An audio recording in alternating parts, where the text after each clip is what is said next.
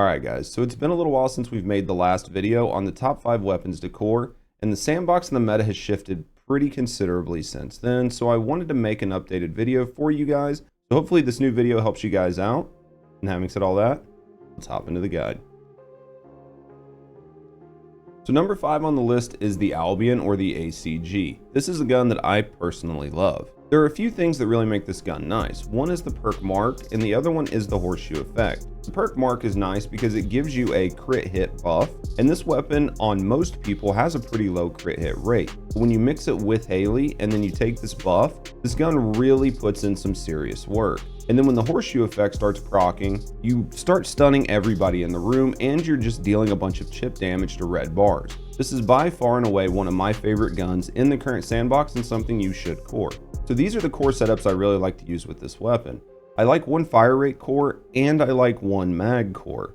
The reason I like this is I do use it on Haley, and Haley does need to reload. If I go full fire rate, I feel like I'm not getting as much mileage out of this as I need to. At the end of the day, it's up to you if you want to swap the mag core out for a fire rate core, especially if you're using it solely on Serena. Do what you think feels best and is more consistent for you and your playstyle, but this is again what I personally use. When we look at the roll on it, we are looking at firearm attack, chill attack, crit rate, and crit damage. We did build this gun into crit because of how it scales with Haley, but you're still going to get mileage out of these rolls even if you're using it on Serena. For the mods on this gun, we're really going to build into that chill damage, and we're going to build into crit damage. With anything else we have left over, we are just going to go ahead and toss it on fire rate. This is going to take up all of the mods that you have on this weapon. So for the number 4 slot, I really like Smithereens. Even though it's from last season's sandbox, the gun still scales incredibly well. Its unique perk really lends itself to doing a lot of damage and lets you build into this weapon in such a great degree that you can't do with a lot of other weapons. Talking about its unique perk, we are looking at amplification. What amplification does is it sets your crit rate at 100% as long as all of your pellets hit, which means you don't even have to build into crit rate. You can just double down on crit damage with this gun. So when it comes to the weapon cores on this, I did kind of leave it a little bit more open-ended than some people do. Because of that, in the top rainbow slot, I just put crit hit damage in there instead of an elemental damage. Now, if you're using this in Void Erosion Purge, the elemental damage is going to do much better in that slot, but then you're locked into only really using this in one element type, and I didn't want to do that as I only built one of these guns. Outside of that, we did go ahead and put firearm attack on it, and then everything else is kind of up to you. But I would still look at putting Legion of Darkness on this, as we are going to have to build into something. So when it comes to the roll on this, we're going to go with firearm attack, chill attack, and we're going to go with crit hit damage. Now, because we don't actually need crit hit rate, we are going to go ahead and put a faction type on here. Now, when we look at the mods on this, we are going to see 2 crit hit damage mods. We're also going to see an expanded weapon charge, high mag, and then we're going to see a little bit of chill damage, shell up, and real life fighter. Real life fighter gives us a ton of extra damage as long as we're hitting weak points, which is what you should be doing with this shotgun.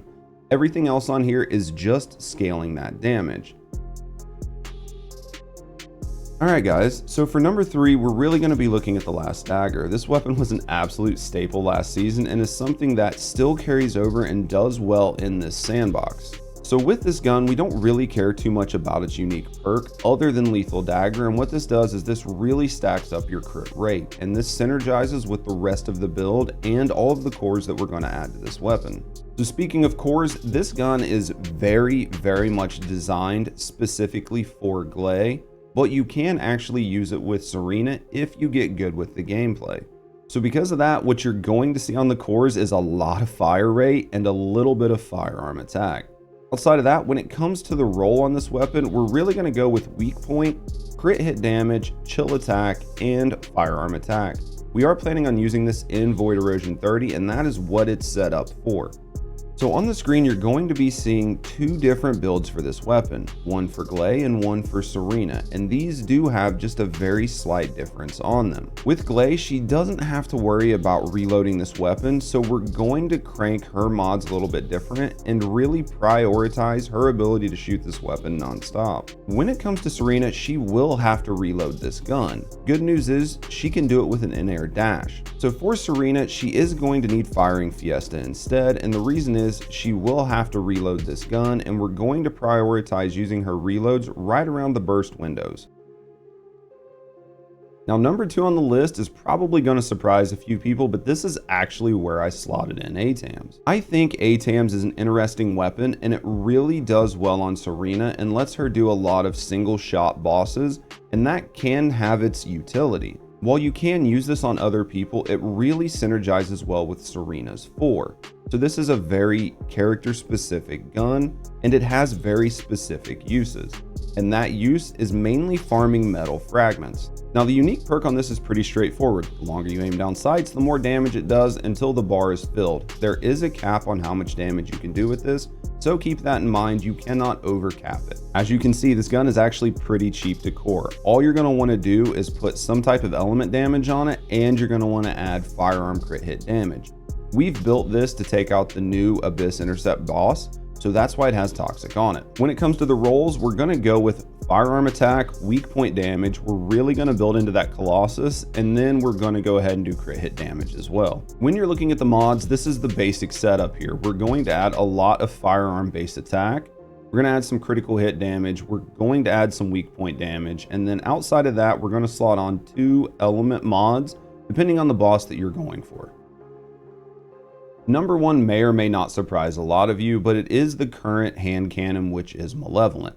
This gun does a lot of damage and is really fun to play.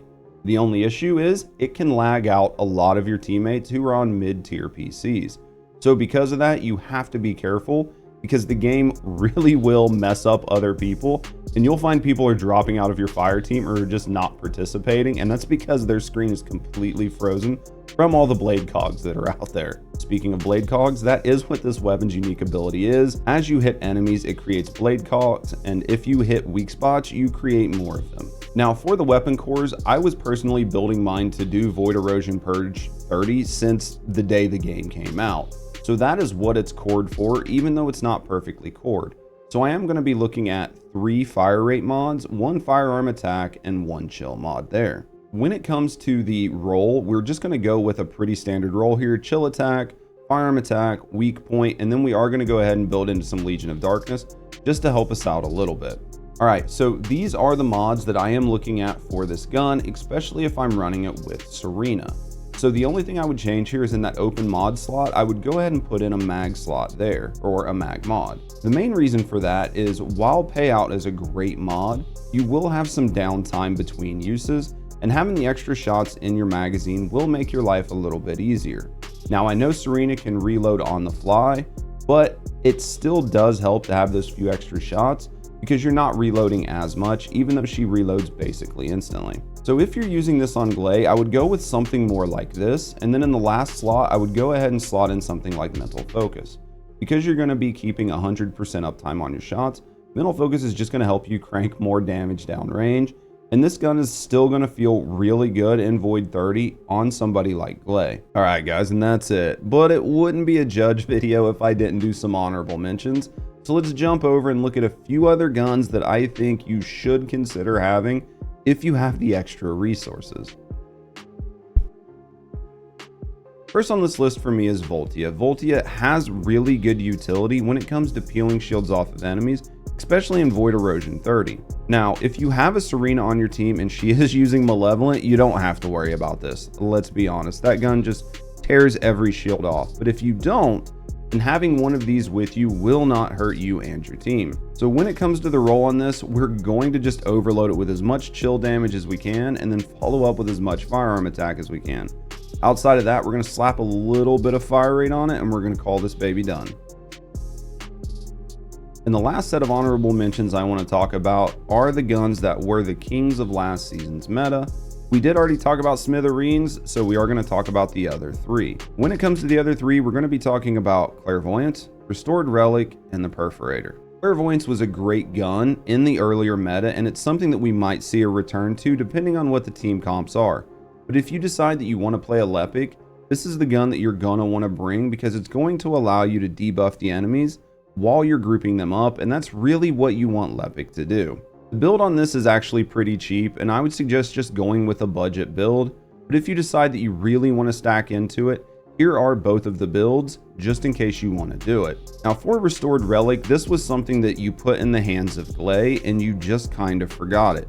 This gun was a double-edged sword because while it did a lot of good work, it would mess up your Lepics in your team, and people had to pay attention to that. So these are the mods that I'm actually currently using on mine, but mine is built for Serena, and is built for a little bit different content. I think you still can get away with using this type of build, and it will still work with Glay if that's what you want to do. I would look at just changing the fire mods out for chill mods if you plan on using it in Void Erosion 30. If you're not planning on using it in Void Erosion 30 and you want to use this gun in a little bit different of a manner, then check out my video on Serena. It shows how to use this gun and the build that I actually use with it. And last but definitely not least was the Perforator. This gun dominated in the early part of last season, and a lot of that really needed to do with a specific team comp. If you had the right team comp, this gun would absolutely sing when you put it on Glay. So we're going to go ahead and show the build that I think you could use to still make this work with Glay. When it comes to the mods, this is what I would suggest you run. This might not get you the best clear times, but this is going to get you pretty good clear times. You're really going to focus on as much elemental damage as you can, as elemental damage is king in Void Erosion 30. Outside of that, you are going to do a little bit of crit hit damage, and then we're going to do a little bit of fire rate and some base weapon attack. And this is going to allow the damage on this to really scale up when it comes to Void Erosion 30 if you have both an Enzo and a Lepic and a Glay in your party, which is technically 3 and not both, but you get the idea.